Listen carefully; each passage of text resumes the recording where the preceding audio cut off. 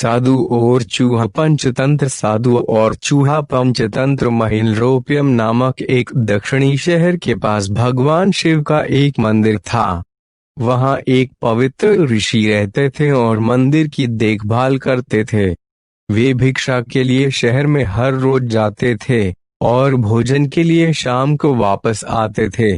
वे अपनी आवश्यकता से अधिक एकत्र कर लेते थे और बाकी का बर्तन में डालकर गरीब मजदूरों में बांट देते थे, जो बदले में मंदिर की सफाई करते थे और उसे सजावट का काम किया करते थे।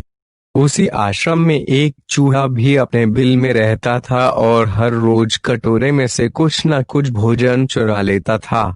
जब साधु को एहसास हुआ कि एक चूहा भोजन चोरी करता है तो उन्होंने इसे रोकने के लिए सभी तरह की कोशिशें की।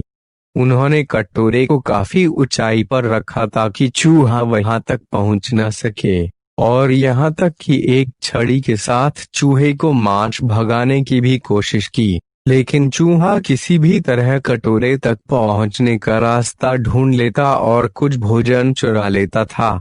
एक दिन एक भिक्षुक मंदिर की यात्रा करने के लिए आए थे, लेकिन साधु का ध्यान तो चूहे को डंडे से मारने में था और वे भिक्षुक से मिल भी नहीं पाए।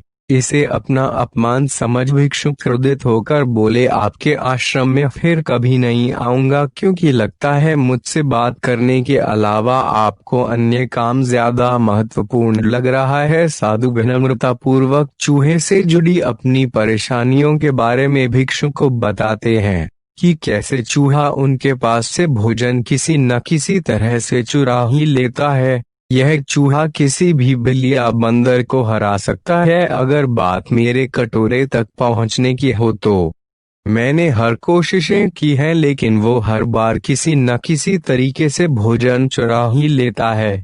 भिक्षुक ने साधु की परेशानियों को समझा और सलाह दी। चूहे में इतनी शक्ति, आत्मविश्वास और चंचलता के पीछे अवश्य ही कुछ न कुछ कारण होगा। मुझे यकीन है कि इसने बहुत सारा भोजन जमा कर रखा होगा और यही कारण है कि चूहा अपने आप को बड़ा महसूस करता है और इसी से उसे ऊंचा कूदने की शक्ति मिलती है। चूहा जानता है कि उसके पास कुछ खोने के लिए नहीं है, इसलिए वो डरता नहीं है। इस प्रकार साधु और भिक्षुक निष्कर्ष निकालते हैं कि अगर वे चूहे के बिल तक पहुंचने में सफल होते हैं तो वे चूहे के भोजन के भंडार तक पहुंचने में सक्षम हो जाएंगे।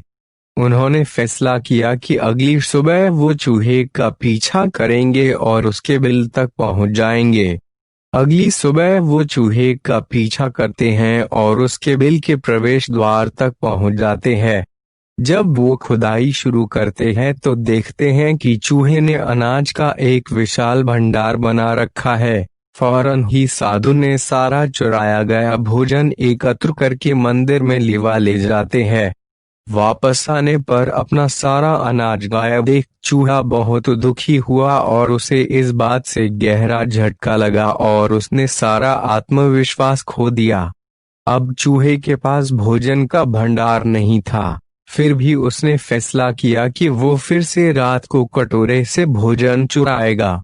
लेकिन जब उसने कटोरे तक पहुंचने की कोशिश की तब वे धड़ाम से नीच गिर गया और उसे यह एहसास हुआ कि अब न तो उसके पर शक्ति है और न ही आत्मविश्वास। उसी समय साधु ने भी छड़ी से उस पर हमला किया।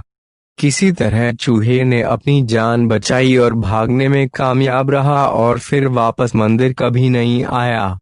यदि हमारे पास भी संसाधनों की कमी न हो तो हम में भी अद्भुत शक्तियां और आत्मविश्वास की कमी कभी नहीं आ सकती।